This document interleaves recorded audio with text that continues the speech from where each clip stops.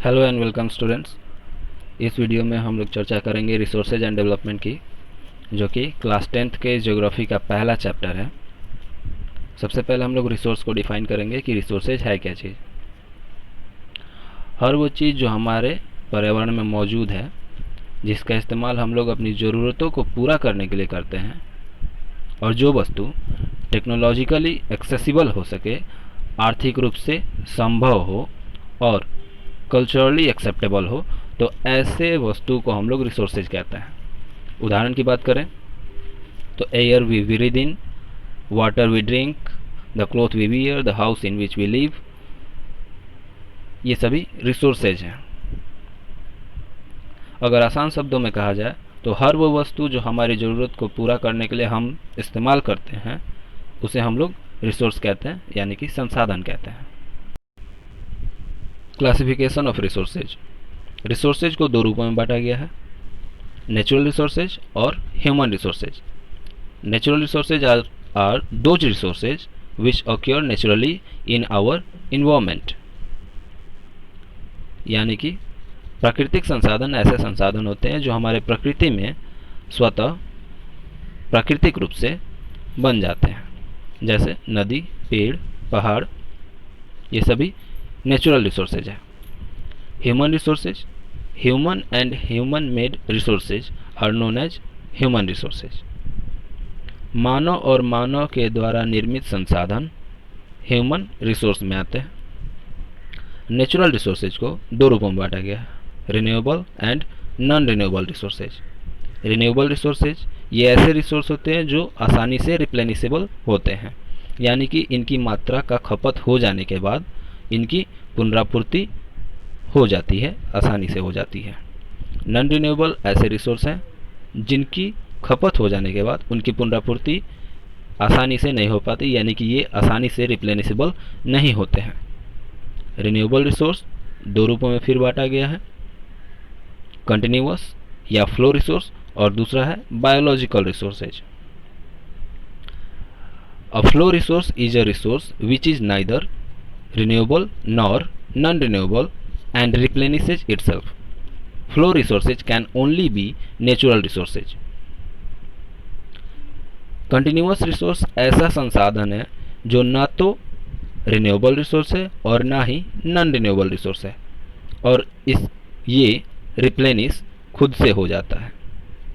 Flow resource केवल प्राकृतिक संसाधन को ही कहते हैं हम लोग, यानी कि केवल नेचुरल रिसोर्स ही फ्लो रिसोर्स हो सकता है, जैसे कि वाइंड, वाटर, ये नेचुरल रिसोर्स है और इन्हीं को हम लोग फ्लो रिसोर्स कहते हैं। बायोलॉजिकल रिसोर्स यानी कि जैविक संसाधन, नेचुरल वेजिटेशन और वाइल्ड लाइफ, यही दोनों बायोलॉजिकल रिसोर्स होते हैं, यानी कि जैविक संसाधन होते हैं।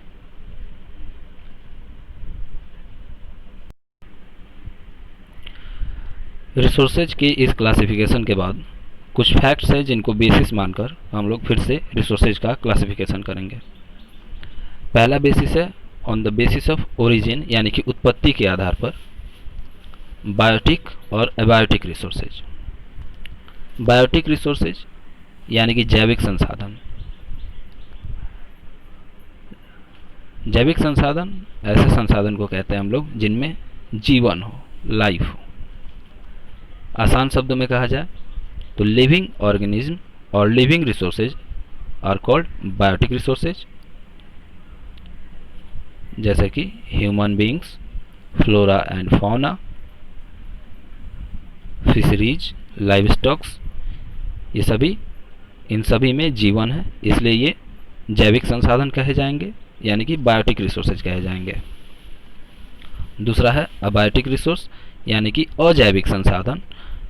अजैविक संसाधन, एबायोटिक रिसोर्स, हम लोग नॉन लिविंग थिंग्स को कहते हैं, यानी कि जिसमें जीवन नहीं हो, जैसे कि रॉक्स एंड मिनरल्स, इसको हम लोग एबायोटिक रिसोर्स कहेंगे। On the basis of exhaustibility, resources दो तरह के होते हैं, रिन्यूएबल और नॉन रिन्यूएबल। रिन्यूएबल रिसोर्सेज ऐसे रिसोर्सेज होते हैं जो रिन्यूएबल होते हैं या फिर रिप्लेनिसेबल होते हैं। इस रिसोर्सेज को फिजिकल, केमिकल या फिर मैकेनिकल प्रक्रियाओं के द्वारा रिन्यू किया जा सकता है या फिर रिप्रोड्यूस किया जा सकता है। इसके example solar energy, wind energy, water, forest और वाइल्ड लाइफ, ये सभी रिन्यूएबल रिसोर्सेज के एग्जाम्पल हैं। दूसरा है नॉन रिन्यूएबल रिसोर्सेज। ये ऐसे रिसोर्सेज हैं जिनको बनने में बहुत लंबा भौगोलिक समय लगता है, जैसे मिनरल्स और fossil fuels. Non renewable resources को हम लोग फिर से दो रूपों में बांट सकते हैं। रिसाइकलेबल रिसोर्सेज, यानी कि ये रिसाइकल होते रहते हैं, मेटल्स, और दूसरा है नॉन रिसाइकलेबल रिसोर्सेज, जो कि एग्जॉस्ट हो जाने के बाद दोबारा भरे नहीं जा सकते हैं, जैसे कि फॉसिल फ्यूल्स। ओनरशिप को बेस मानकर रिसोर्सेज को चार रूपों में बांटा गया है। पहला है इंडिविजुअल रिसोर्स, दूसरा community own resources, national resources और चौथा इंटरनेशनल रिसोर्सेज। इंडिविजुअल रिसोर्सेज ऐसे रिसोर्सेज होते हैं जिनका स्वामित्व यानी कि मालिकाना हक किसी व्यक्ति विशेष के पास होता है। उदाहरण की बात करें तो किसी किसान की जमीन इंडिविजुअल रिसोर्स का एग्जाम्पल है। अगर plantations, pasture land, pond, water in wells, इन सभी का स्वामित्व किसी व्यक्ति विशेष के पास होता है तो ऐसे रिसोर्स को हम लोग इंडिविजुअल रिसोर्स कहेंगे। अगला है कम्युनिटी रिसोर्सेज, यानी कि ऐसे संसाधन जो किसी समुदाय के हर सदस्य के लिए एक्सेसिबल होता है, तो उसे हम लोग कम्युनिटी रिसोर्स कहते हैं। जैसे कि विलेज कॉमन्स, यानी कि ग्रेजिंग ग्राउंड, बरियल ग्राउंड्स यानी कि दाह संस्कार वाला जगह, गांव का pond, village park, picnic spot, playground in urban areas, ये सभी कम्युनिटी रिसोर्सेज के एग्जाम्पल है। यानी कि यहाँ पर समुदाय के हर व्यक्ति आसानी से इन संसाधनों का इस्तेमाल कर सकते हैं, तो ऐसे संसाधन को हम लोग कम्युनिटी रिसोर्सेज कहेंगे। नेक्स्ट, नेशनल रिसोर्सेज, यानी कि वैसे सभी संसाधन जो किसी राष्ट्र की संपत्ति होते हैं उन्हें हम लोग नेशनल रिसोर्सेज यानी कि राष्ट्रीय संसाधन कहते हैं। उदाहरण के लिए रोड, कैनल, रेलवे, ये सभी नेशनल रिसोर्सेज हैं। Minerals, water resources, forest, wild life etcetera, ये सभी नेशनल रिसोर्सेज हैं। Land with in the political boundaries, यानी कि राजनीतिक सीमा के अंदर पाए जाने वाले जमीन राष्ट्रीय संसाधन है। Territorial water and resources with in, territorial water यानी कि टेरिटोरियल वाटर का मतलब ये होता है कि तटीय इलाके के अंदर, समुद्री क्षेत्र के अंदर 12 नॉटिकल माइल्स यानी कि 19.2 किलोमीटर का क्षेत्र टेरिटोरियल वाटर में आता है। देश के पास ऐसी शक्ति होती है कि वो लोगों की सार्वजनिक भलाई के लिए प्राइवेट प्रॉपर्टी को अपने कब्जे में ले सकती है। लोगों की भलाई के लिए सरकारी कब्जे में किसी व्यक्ति की संपत्ति अर्बन डेवलपमेंट अथॉरिटीज़ के द्वारा ली जाती है और इसके लिए उसको शक्ति सरकार के द्वारा दी जाती है। इंटरनेशनल रिसोर्सेज, ये ऐसे संसाधन होते हैं जिनकी देखभाल अंतर्राष्ट्रीय संस्थानों के द्वारा की जाती है। इसमें शामिल है समुद्री सीमा क्षेत्र के बाहर 200 किलोमीटर के बाहर का क्षेत्र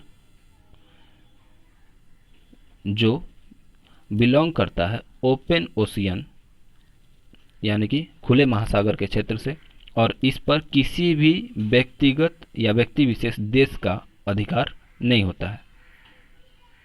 इनका इस्तेमाल बिना किसी अंतर्राष्ट्रीय संस्थान की अनुमति के नहीं किया जा सकता है। डेवलपमेंट को बेस मानकर रिसोर्स को 4 भागों में बांटा गया है। पहला है पोटेंशियल रिसोर्स, ये ऐसे रिसोर्स होते हैं जो किसी क्षेत्र में पाए तो जाते हैं लेकिन इनका इस्तेमाल अभी तक नहीं किया गया है।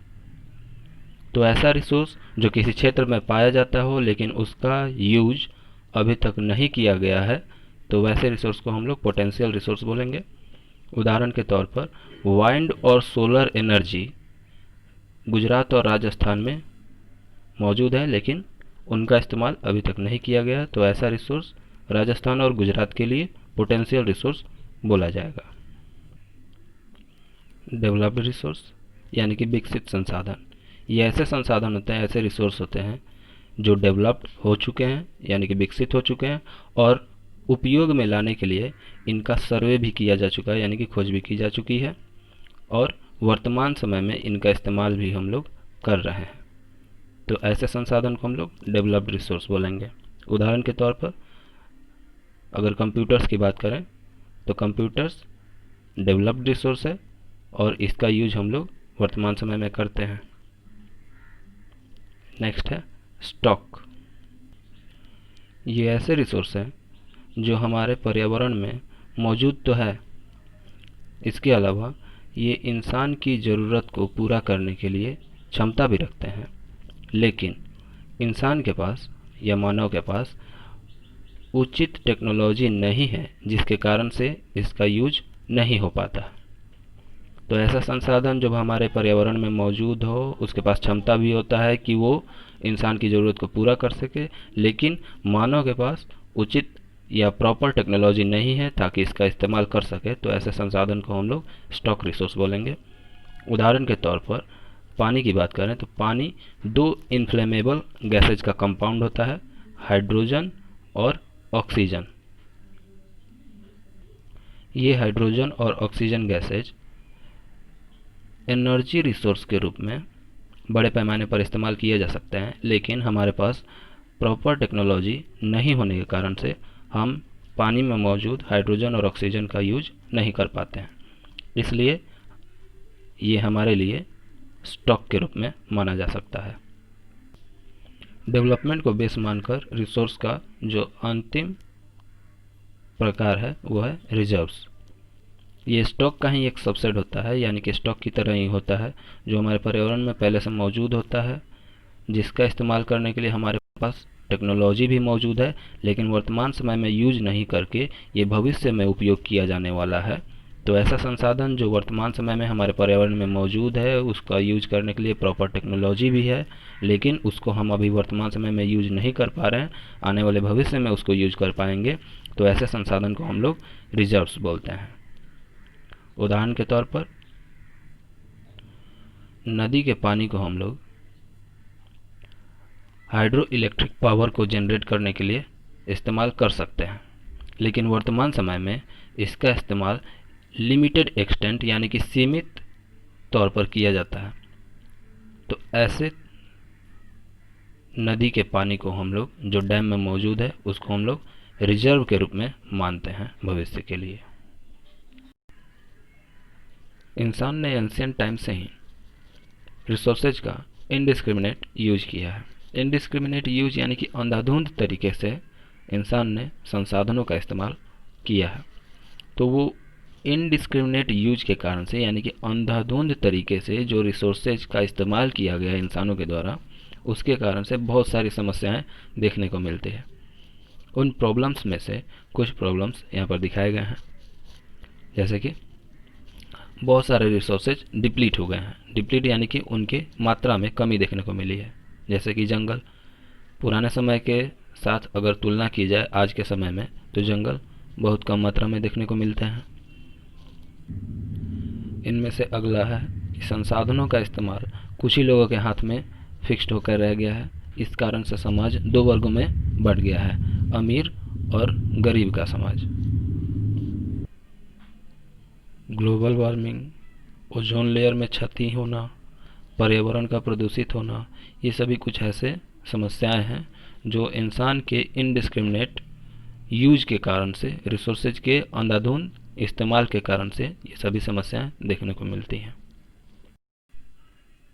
नेक्स्ट टॉपिक हम लोगों को पढ़ना है सस्टेनेबल डेवलपमेंट। सस्टेनेबल डेवलपमेंट यानी कि ऐसा इकोनॉमिक डेवलपमेंट जिसमें अगर रिसोर्सेज का यूज हम लोग करते हैं तो उससे हमारे पर्यावरण को किसी भी तरह का नुकसान न पहुंचे, और ठीक उसी समय पर इस बात का भी ध्यान रहे कि हमारे आने वाली पीढ़ी के लिए वो संसाधन मौजूद रहे, यानी कि उसकी ज़रूरतों को पूरा कर सके।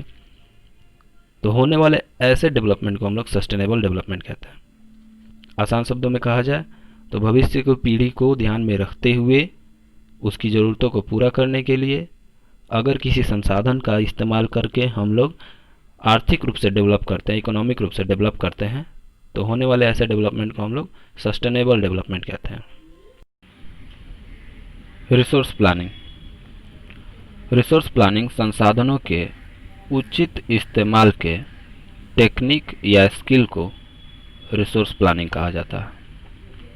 यानी कि संसाधनों का, रिसोर्सेज का प्रॉपर यूटिलाइजेशन करने के लिए जिस टेक्नोलॉजी या स्किल्स का हम लोग यूज करते हैं उसे रिसोर्स प्लानिंग कहते हैं। रिसोर्स प्लानिंग के 3 स्टेजेज होते हैं, जिनमें से पहला स्टेज होता है identification and listing of resources. Resource planning के इस स्टेज में रिसोर्सेज का सर्वे, उनका मैपिंग और उनके क्वालिटी और क्वांटिटी यानी कि विशेषताएं और उनकी मात्रा का मेजरमेंट, ये सभी कुछ इम्पॉर्टेंट एक्टिविटीज़ हैं जो इस स्टेज में किया जाता है। दूसरा है प्लानिंग फॉर एक्सप्लॉयटेशन, यानी कि इस्तेमाल करने की योजना। रिसोर्स प्लानिंग के इस दूसरे स्टेज में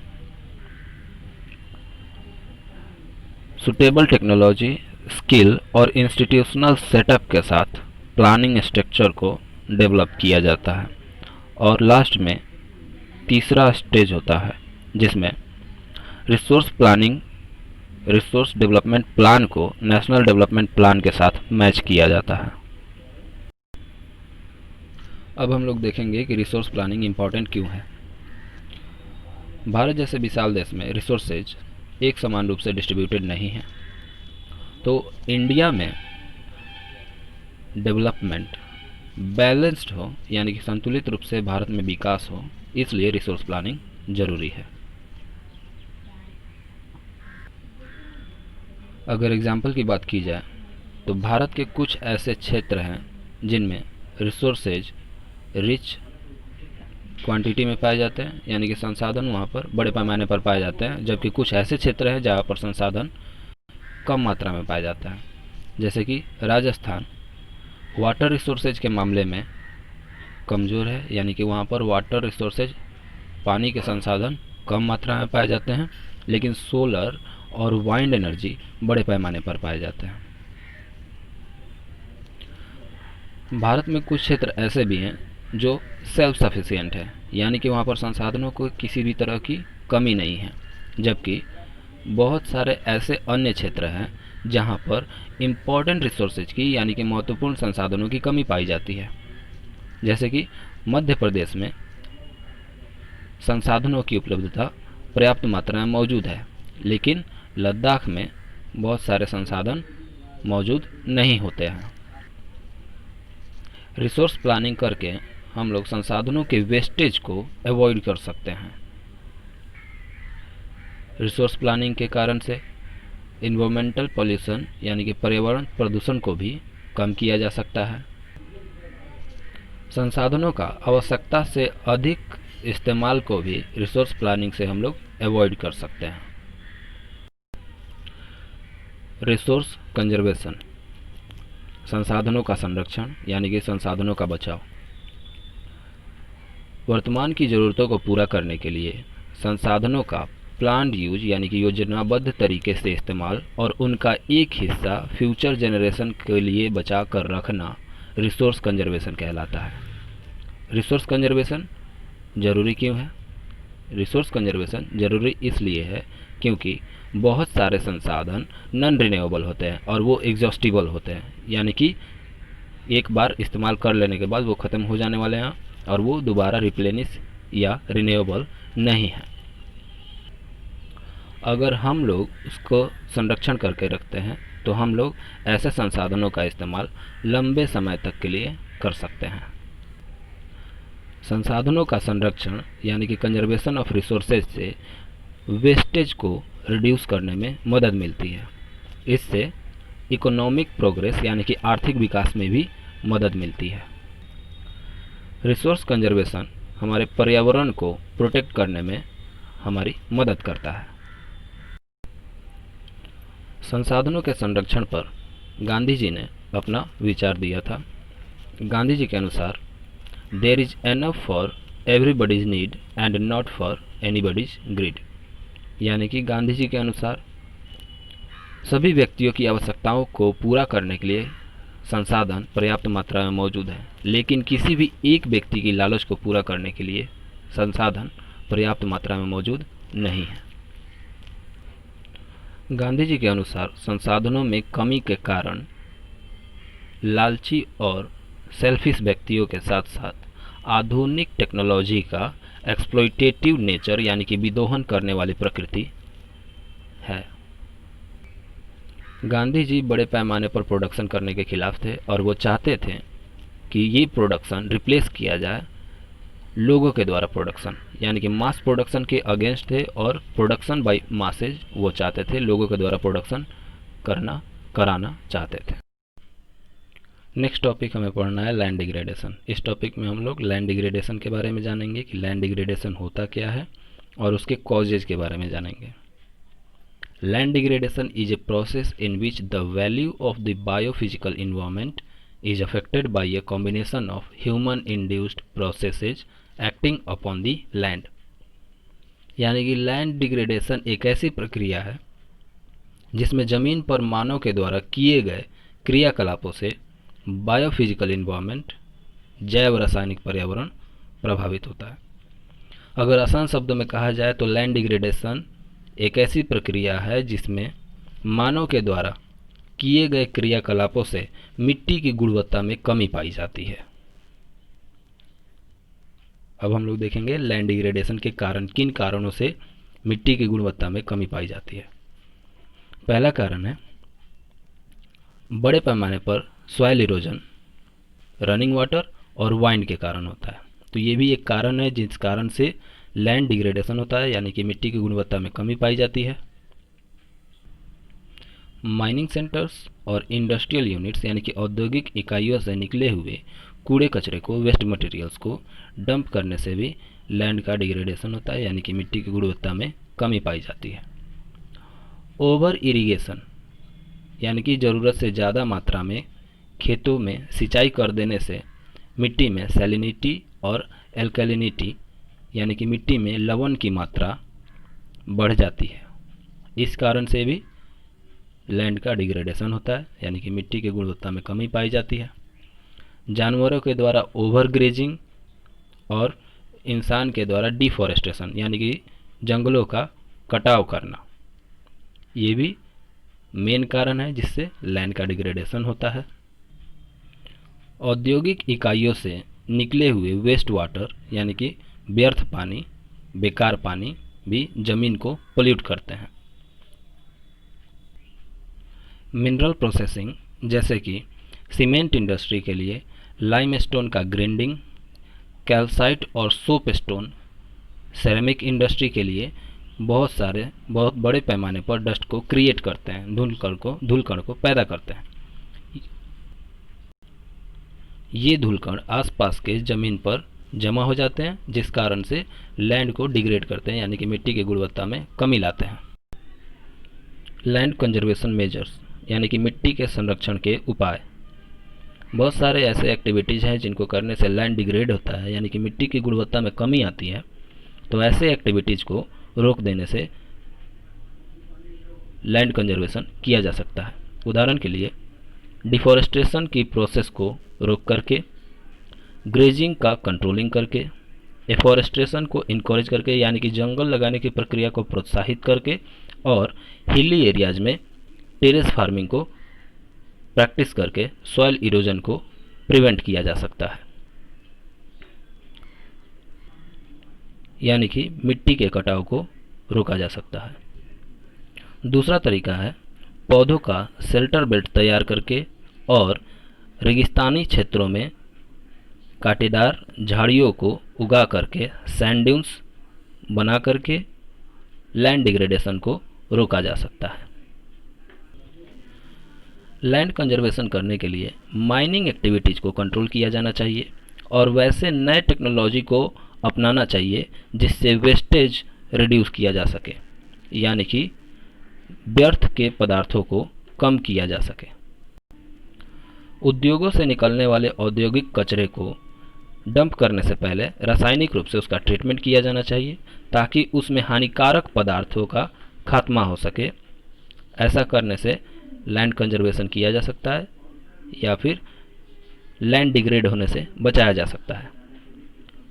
अर्बन वेस्ट यानी कि शहरों से मिलने वाले कचरों का इस्तेमाल बायोगैस प्रोड्यूस करने के रूप में या फिर बायो मैन्योर यानी कि जैविक खाद बनाने के रूप में किया जा सकता है। ऐसा करने से भी लैंड डिग्रेडेशन को रोका जा सकता है। ओवर इरिगेशन यानी कि आवश्यकता से अधिक मात्रा में सिंचाई करने से भी लैंड डिग्रेड होता है, इसलिए ओवर इरिगेशन को रोक दिया जाना चाहिए और सिंचाई करने के नए मेथड को एडॉप्ट करना चाहिए जिससे लैंड कंजर्वेशन आसानी से किया जा सके। सॉयल एज ए रिसोर्स यानी कि संसाधन के रूप में मिट्टी। सबसे पहले हम लोग सॉयल को डिफाइन करेंगे। तो पृथ्वी के क्रस्ट का सबसे ऊपरी परत जो लूज, ब्रोकन और प्लांट्स के लिए यूजफुल होता है उसे हम लोग सॉयल कहते हैं। सॉयल में क्या क्या शामिल होता है? तो सॉयल में मिनरल मैटर्स जैसे कि सैंड और क्ले के साथ साथ ऑर्गेनिक मैटर जैसे कि ह्यूमस, बैक्टीरिया और अर्थवर्म्स जैसे कि केंचुए शामिल होते हैं। सॉयल के फॉर्मेशन की बात करें तो मिट्टी का निर्माण मुख्य रूप से वेदरिंग के प्रोसेस से होता है। वेदरिंग एक ऐसा प्रोसेस है जिसमें पृथ्वी पर मौजूद चट्टानों में टूट फूट होती रहती है। वेदरिंग के परिणाम स्वरूप लूज रॉक मटेरियल्स का एक लेयर पृथ्वी के सरफेस पर बनता है। अगर लूज रॉक मटेरियल्स के इस परत को लंबे समय तक अनडिस्टर्ब्ड छोड़ दिया जाए यानी कि उसको डिस्टर्ब नहीं किया जाए तो उसमें केमिकल, फिजिकल और ऑर्गेनिक चेंजेज बन जाते हैं। होने वाले इन चेंजेज के कारण से मिट्टी का फॉर्मेशन होता है। Climate, topography, nature of parent rock, vegetation, ये कुछ ऐसे फैक्टर्स हैं जो सॉइल फॉर्मेशन के प्रोसेस को इन्फ्लुएंस करते हैं यानी कि मिट्टी के बनने की प्रक्रिया को प्रभावित करते हैं। अब हम लोगों को पढ़ना है टाइप्स ऑफ सॉइल। इसमें हम लोग 6 तरह के मिट्टी के बारे में जानेंगे जो है alluvial soil, red soil, black soil, laterite soil, desert soil और माउंटेन सॉइल। इनमें से पहला है एलुवियल सॉइल, इसको हम लोग डिटेल में पढ़ेंगे। एलुवियल सॉइल सबसे ज़्यादा फर्टाइल होता है और पूरे भारत में बड़े पैमाने पर ये एलुवियल सॉइल पाया जाता है।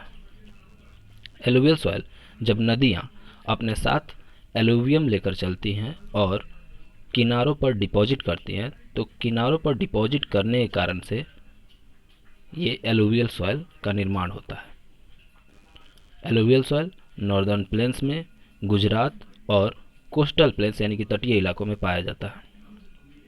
एलुवियल सॉइल में सैंड, सिल्ट और क्ले पाया जाता है। इसको हम लोग 2 भागों में बांटते हैं, खादर और बांगर यानी कि न्यू एलुवियम और ओल्ड एलुवियम। एलुवियल सॉइल के 2 काइंड होते हैं, 2 प्रकार होते हैं, खादर और बांगर। एलुवियल सॉइल में सॉइल न्यूट्रिएंट्स यानी कि मिट्टी के पोषक तत्व जैसे कि पोटास, फॉस्फोरिक एसिड और लाइम पाए जाते हैं। यही कारण है कि ये मिट्टी फर्टाइल यानी कि उपजाऊ होती है और गन्ना, चावल, गेहूं और दाल की खेती के लिए ये मिट्टी अच्छी होती है। डिफरेंस बिटवीन खादर एंड बांगर। बांगर ये ओल्ड एलुवियल सॉइल होता है। ये सॉइल नदी घाटी से दूर पाया जाता है और ये मिट्टी कम उपजाऊ होता है जिस कारण से ये खेती के लायक नहीं। खादर की बात करें तो खादर नया एलुवियल सॉइल होता है और ये मिट्टी नदी घाटी के नज़दीक पाया जाता है। बांगर की तुलना में खादर बहुत ज़्यादा फर्टाइल होता है यानी कि उपजाऊ होता है और यही कारण है कि ये खेती के लिए सुटेबल होता है यानी कि योग्य होता है। Black soil. ब्लैक सॉइल को हम लोग रेगर सॉइल भी कहते हैं। रेगर का मतलब होता है कॉटन। ब्लैक सॉइल कॉटन की खेती के लिए उपयुक्त होता है। दक्कन पठार का ज़्यादातर हिस्सा ब्लैक सॉइल से ही भरा पड़ा है। इस मिट्टी में पानी सोखने की क्षमता ज़्यादा होती है। जब ब्लैक सॉइल गीली होती है तब ये चिपचिपी मिट्टी हो जाती है, और जब सूखी होती है तब ये श्रिंक यानी कि भुरभुरी मिट्टी होती है। इस मिट्टी की एक विशेषता ये है कि जब ये मिट्टी सूखी होती है तब इसमें दरारें पाई जाती है। इस कारण से ये सेल्फ प्लो हो जाते हैं, यानी कि इनमें प्लोइंग करने की ज़रूरत नहीं पड़ती है। इस मिट्टी की विशेषता ये है कि इसमें बड़े पैमाने पर iron, lime, calcium, potassium, aluminium और मैग्नीशियम जैसे मिनरल्स पाए जाते हैं। इनमें नाइट्रोजन की कमी पाई जाती है, फास्फोरस की कमी पाई जाती है और ऑर्गेनिक मैटर्स की कमी पाई जाती है। ब्लैक सॉइल मुख्य रूप से महाराष्ट्र, गुजरात, मध्य प्रदेश और छत्तीसगढ़ के क्षेत्र में मुख्य रूप से पाए जाते हैं। रेड सॉइल मुख्य रूप से ऐसे क्षेत्र में पाया जाता है जहां पर लो रेनफॉल यानी कि बारिश की मात्रा कम होती है। इस मिट्टी की बनावट पोरस और फ्राइबल यानी कि छिद्रदार और भुरभुरी होती है। इस मिट्टी में लाइम और कंकड़ नोड्यूल की कमी के साथ साथ फॉस्फेट, मैग्नीज, नाइट्रोजन, ह्यूमस और पोटास की भी कमी पाई जाती है। अगर रंग की बात करें तो इस मिट्टी का रंग, इसमें आयरन, क्रिस्टलाइन और मेटामॉर्फिक रॉक्स के डिफ्यूजन के कारण रेड कलर होता है। इसका जो लोअर लेयर होता है यानी कि निचला परत, वो रेडिश येलो या फिर येलो होता है। रेड सॉइल में wheat, cotton, pulses, tobacco, oilseed इत्यादि की खेती की जाती है। इस तरह की मिट्टी तमिलनाडु, कर्नाटक, आंध्र प्रदेश, उड़ीसा, छत्तीसगढ़ और झारखंड में पाई जाती है। लेटेराइट सॉइल का नाम लैटिन वर्ड लेटर से बना हुआ है, जिसका मतलब होता है ब्रिक यानी कि ईंट। जब ये लेटेराइट सॉइल गीली होती है तो उस समय बहुत मुलायम होती है, सॉफ्ट होती है, और जब ये सूख जाती है तो उस समय बहुत हार्ड हो जाती है। ये ऐसे एरियाज में पाए जाते हैं जहाँ पर हाई टेम्परेचर होता है और हाई रेनफॉल होते हैं, यानी कि जहाँ तापमान बहुत ज़्यादा ऊंचा होता है और जहाँ भारी मात्रा में बारिश होती है, वैसे क्षेत्रों में लेटेराइट सॉइल पाया जाता है। इस मिट्टी का फॉर्मेशन जब बारिश होती है तो बारिश के कारण से हाई लीचिंग यानी कि एक ऐसा प्रोसेस है जिसमें मिट्टी के टॉप लेयर से उसके सॉल्युबल सब्सटेंसेज का लॉस होता है। यानी कि जब बारिश होती है तो बारिश के समय मिट्टी की ऊपरी परत का बह जाना लीचिंग कहलाता है। तो इस मिट्टी का फॉर्मेशन फॉल के कारण हाई लीचिंग यानी कि ऊपरी परत जब भारी मात्रा में बह जाती है तो उसके परिणाम स्वरूप ये लेटेराइट सॉइल का फॉर्मेशन होता है। जैसा कि इस मिट्टी का निर्माण हाई टेम्परेचर के कारण भी होता है, तो जब हाई टेम्परेचर होता है तो उस कारण से बैक्टीरिया के द्वारा इस मिट्टी के अंदर जितने भी ऑर्गेनिक मैटर्स होते हैं वो रिमूव हो जाते हैं। इसके अंदर जो ह्यूमस होता है, जब ये मिट्टी सूख जाती है तो मिट्टी के सूखने के कारण से ह्यूमस पौधों और पेड़ों के द्वारा जल्दी से सोख लिए जाते हैं। इस कारण से इस मिट्टी में ह्यूमस की मात्रा बहुत कम होती है। अगर मिनरल्स की बात करें तो आयरन और एल्युमिनियम इस मिट्टी में ज़्यादा मात्रा में पाए जाते हैं। नाइट्रोजन, पोटास, पोटेशियम, लाइम और ह्यूमस इन सब की कमी पाई जाती है इस लेटेराइट सॉइल में। कलर की बात करें तो कलर आयरन ऑक्साइड मिले होने के कारण से इस मिट्टी का कलर रेड होता है। इस मिट्टी में राइस, रागी, शुगर केन, कैस्यू नट यानी कि काजू मुख्य रूप से इस मिट्टी में उगाए जाते हैं। चाय की, कॉफ़ी और काजू की खेती के लिए ये मिट्टी अच्छी होती है। मुख्य रूप से केरला, कर्नाटका, तमिलनाडु, मध्य प्रदेश, उड़ीसा और असम के क्षेत्रों में ये मिट्टी पाई जाती है। एरिड सॉइल, जैसा कि इस मिट्टी का नाम है एरिड सॉइल, ये या तो सूखे हुए कंडीशन में मिलती है या फिर आधे सूखे हुए कंडीशन में मिलती है। इस मिट्टी का फॉर्मेशन मुख्य रूप से वाइंड एक्टिविटीज़ के द्वारा डिपॉजिटेड यानी कि जमा कर देने के कारण से इस मिट्टी का फॉर्मेशन होता है। इस मिट्टी में नमक की मात्रा ज़्यादा होती है। मॉइस्चर और ह्यूमस यानी कि नमी और ह्यूमस की कमी पाई जाती है। इसमें कंकड़ या फिर इम्प्योर कैल्शियम कार्बोनेट कंटेंट ऊंचे पैमाने पर पाए जाते हैं, जिस कारण से इसमें वाटर फिल्ट्रेशन का रोकथाम हो जाता है। इस मिट्टी की बनावट सैंडी होती है यानी कि बालुई प्रकार की ये मिट्टी होती है। इसका रंग रेड से ब्राउन होता है और पश्चिमी राजस्थान के क्षेत्र में ये मिट्टी पाई जाती है। नेक्स्ट हम लोग को पढ़ना है forest soil. Forest soil forest areas में बनते हैं जहां पर सफिशिएंट रेनफॉल यानी कि पर्याप्त मात्रा में बारिश होती है। जैसा कि ये मिट्टी पहाड़ी क्षेत्रों में बनते हैं, इसलिए पहाड़ी पर्यावरण के कारण से इस मिट्टी का स्ट्रक्चर और टेक्सचर भिन्न भिन्न होता है। इस मिट्टी का नेचर वैली साइड में यानी कि घाटी के क्षेत्रों में लोमी और सिल्टी यानी कि लुगदी वाला होता है, और अपर स्लोप्स में यानी कि ऊपरी ढलान पर यह मिट्टी कोर्स ग्रेन्ड पतली दानेदार होती है। बर्फ से घिरे हुए हिमालय के क्षेत्रों में इस मिट्टी में डेन्यूडेशन यानी कि कटाव होता है। इस मिट्टी में लो ह्यूमस कंटेंट यानी कि ह्यूमस की मात्रा कम होती है और ये मिट्टी एसिडिक होती है। निचली घाटी में जब ये मिट्टी पाई जाती है तो वो ज़्यादा फर्टाइल होते हैं यानी कि उपजाऊ मिट्टी होती है। सॉइल इरोजन, इस टॉपिक में हम लोग सॉइल इरोजन के कॉजेज और सॉइल इरोजन के टाइप्स को देखेंगे। सबसे पहले सॉइल इरोजन को डिफाइन करेंगे हम लोग। Removal of top soil from one place to another by natural agencies is called soil erosion, यानी कि मिट्टी के ऊपरी परत का एक जगह से हटकर दूसरे जगह पहुंच जाना सॉइल इरोजन कहलाता है। सॉइल इरोजन का ये प्रोसेस नेचुरल एजेंसीज के द्वारा होता है, यानी कि जैसे कि बहते हुए पानी से भी हो सकता है और हवा से भी हो सकता है।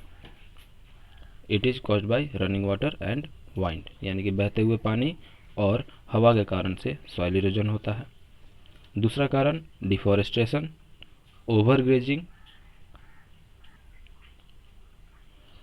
अवैज्ञानिक तरीके से किया गया खेती का प्रक्रिया, ये सभी कुछ ऐसे फैक्टर्स हैं जो रिस्पॉन्सिबल है सॉइल इरोजन के लिए।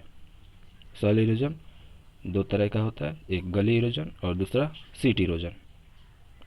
सबसे पहले हम लोग गली इरोजन को देखेंगे। गली इरोजन ठीक इस तरह का होता है। जब बारिश का पानी असमान रूप से नीचे की तरफ बहता है और ज़मीन के हिस्से को काटकर गहरा नाली के रूप में उसको हटा देता है और गली का निर्माण करता है, तो मिट्टी के ऐसे कटाव को गली इरोजन कहा जाता है। एक लैंड जो बहुत सारे छोटे छोटे गली इरोजन के कारण से छोटे छोटे ज़मीनी टुकड़ों में बढ़ जाता है, तो ज़मीन के ऐसे टुकड़े को बैड लैंड कहा जाता है। एक बैड लैंड खेती के क्रियाकलाप के लिए और अन्य आर्थिक क्रियाकलाप के लिए अनफिट होता है, यानी कि अयोग्य होता है। बैड लैंड पर किसी भी तरह का एग्रीकल्चर एक्टिविटी या फिर इकोनॉमिक एक्टिविटी नहीं किया जा सकता। अब हम लोगों को पढ़ना है सीट इरोजन। कभी कभी पानी का बहाव जमीन के ढलान पर एक सीट की तरह होता है, यानी कि एक परत की तरह होता है, और एसिड पानी के बहाव के कारण से मिट्टी का ऊपरी परत बह जाता है। होने वाले मिट्टी के ऐसे कटाव को या फिर इस तरह के सॉइल इरोजन को हम लोग सीट इरोजन कहते हैं। सॉइल इरोजन को रोकने के लिए बहुत सारे एक्टिविटीज़ हैं जो किए जा सकते हैं। सॉइल कंजर्वेशन मेजर्स, यानी कि मिट्टी के संरक्षण के उपाय। 4 उपाय हैं जिनके माध्यम से सॉइल इरोजन को रोका जा सकता है। पहला है कंटूर प्लोइंग, दूसरा टेरेस फार्मिंग, तीसरा स्ट्रिप क्रॉपिंग और चौथा शेल्टर बेल्ट। ये 4 एक्टिविटीज़ हैं जिनके माध्यम से हम लोग सॉइल इरोजन को रोक सकते हैं। यानी कि सॉइल का कंजर्वेशन कर सकते हैं, मिट्टी का संरक्षण किया जा सकता है।